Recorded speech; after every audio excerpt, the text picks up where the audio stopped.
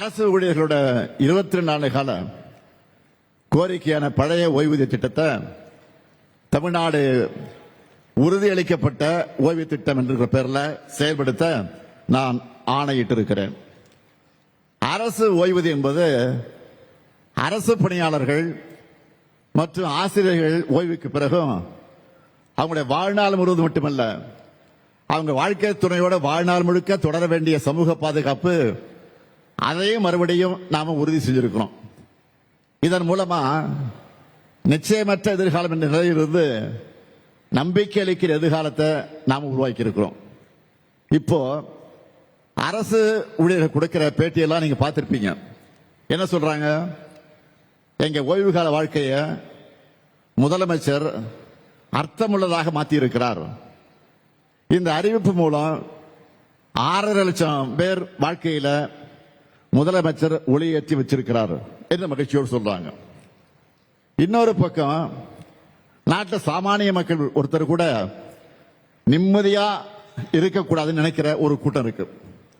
அவங்க என்ன சொன்னாங்க? இந்த திட்டத்தை எல்லாம் செய்யவே முடியாதுன்னு சொல்லிட்டு இருந்தாங்க. ஆனா நாம செஞ்சு காட்டி இருக்கிறோம். அதே போல அடுத்த முக்கிய அறிவிப்பு, தமிழ்நாட்டில் இருக்கக்கூடிய 2,22,91,710 அரிசி அட்டைதாரர்கள் தமிழர் திருநாளாக இருக்கக்கூடிய பொங்கல் நாளை கொண்டாட 3,000 ரூபாய் வழங்கப்படும் என்று அறிவிச்சிருக்கிறோம். அந்த ரொக்கம் மட்டுமல்ல, பொங்கல் பரிசு தொகுப்பா 1 கிலோ பச்சரிசி, 1 கிலோ சர்க்கரை, ஒரு முழு நீள கரும்பு வழங்கவும் ஆணையிட்டு இருக்கிறேன். அது மட்டுமல்ல, பொங்கல் திருநாளை முன்னிட்டு வழங்கப்பட இருக்கக்கூடிய வேஷ்டி சேலைகள் எல்லா மாவட்டங்களுக்கும் இதுவரையில் எந்த வருஷமும் இல்லாத வகையில் முன்கூட்டி அனுப்பி வைக்கப்பட்டிருக்கு. நாளை நான் சென்னையில் பொங்கல் தொகுப்பு வழங்குவதை தொடங்கி வைக்க இருக்கிறேன். அதை ஒட்டி எல்லா மாவட்டத்திலையும் 3,000 ரூபாய் ரொக்க பணம், பரிசு தொகுப்பு, வேஷ்டி சேலைன்னு எல்லாம் சேர்த்து மொத்தமா 7,600 கோடி ரூபாய் மதிப்பீட்டில் வழங்க போறோம். வர்ற பொங்கல் உங்க முத்துவேல் கருணாநிதி ஸ்டாலின் உங்களுக்காக தரக்கூடிய மகிழ்ச்சி பொங்கல். இது மட்டுமா, 2 நாளைக்கு முன்னாடி 20 லட்சம் மாணவர்களுக்கு லேப்டாப், மடிக்கணினி லேப்டாப் வழங்கக்கூடிய திட்டத்தை, உலகம் உங்கள் கையில் என்கிற திட்டத்தை நான் தொடங்கி வச்சேன்.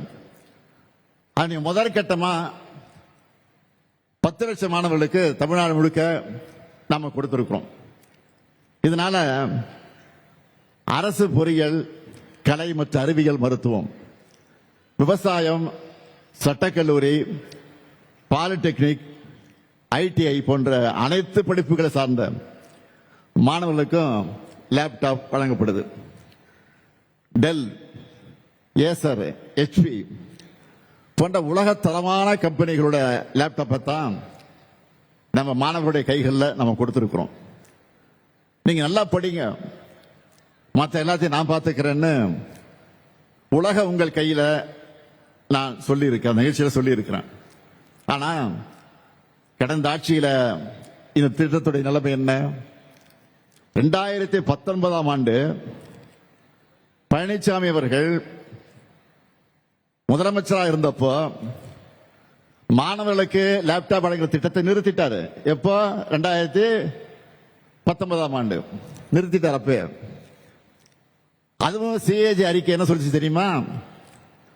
68 கோடி ரூபாய் மதிப்பில் வாங்கப்பட்ட 55,000 லேப்டாப்புகளை வீணடிச்சுட்டாங்கன்னு CAG அறிக்கையில வெட்ட வெளிச்சமாக சொன்னாங்க.